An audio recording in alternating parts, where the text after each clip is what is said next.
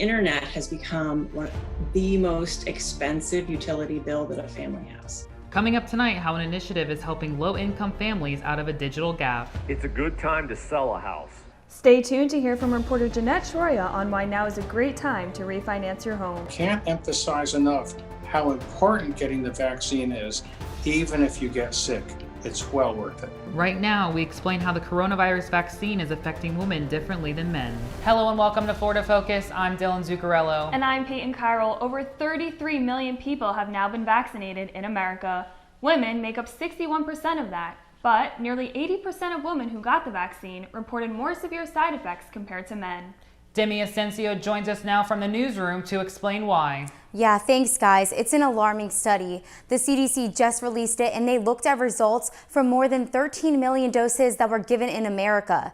Women had way more severe allergic reactions to the Pfizer vaccine. They reported getting aches, chills, and nausea. They need to plan on being sick. They need to plan on taking a couple of days off. They can take Tylenol to help alleviate the side effects, but it's well worth the risk. Researchers say part of this is that women might be more likely to report side effects.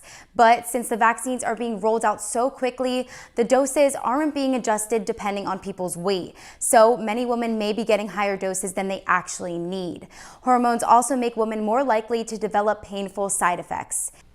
Now, Demi, is this just something that happens with the COVID vaccine, or is it something that happens with other vaccines too? Actually, yeah, I found another study from the CDC that said women had allergic reactions 4 times as often as men. That was from the big flu that went around 12 years ago. There was another study that looked at a 26-year period when women reported 80% of severe allergic reactions to other vaccines like the flu, mumps, and measles. Lots of information here. Thanks, Demi. You can read more all about this on our website. Go to usfnewsroom.com. 3 million homeowners are expected to refinance their mortgages this month. That's according to the latest mortgage market report.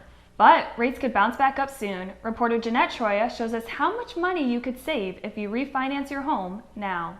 For over a year, mortgage rate has been the lowest in the U.S. history, a number not seen even in the last 2008 recession. In January, the average rate on a 30-year mortgage was as low as 2.65%, and now it's reaching 3.5%. Experts urge homeowners to hurry up and refinance now before it's too late.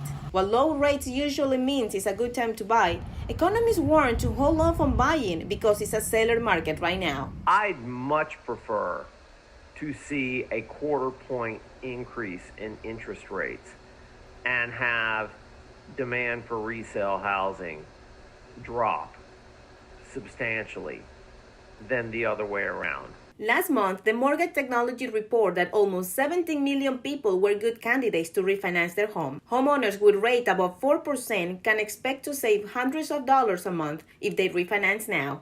Reporting for Florida Focus, I'm Ginette Troya. Thanks, Jeanette. For more tips on how to make your money work for you, follow us on Twitter at Florida Focus USF. About 16 million public school students across the nation don't have access to the internet, a working device, or both. Students of color and those from lower income families are suffering the most.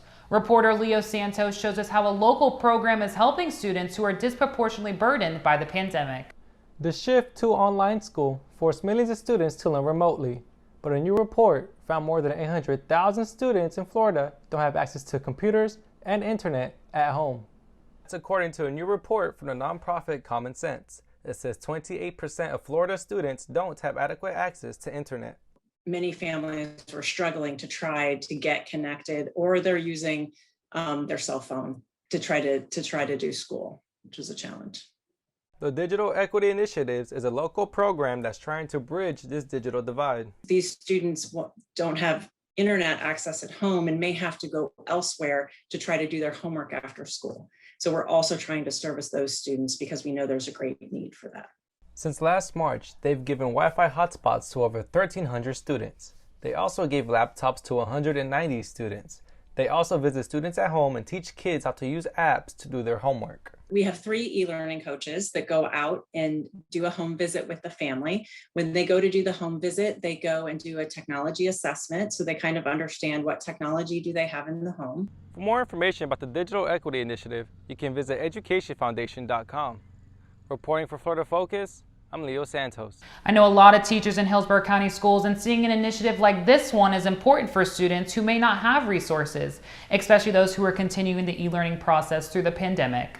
Absolutely, Dylan. That's all we have for tonight. Thank you for watching and have a great evening.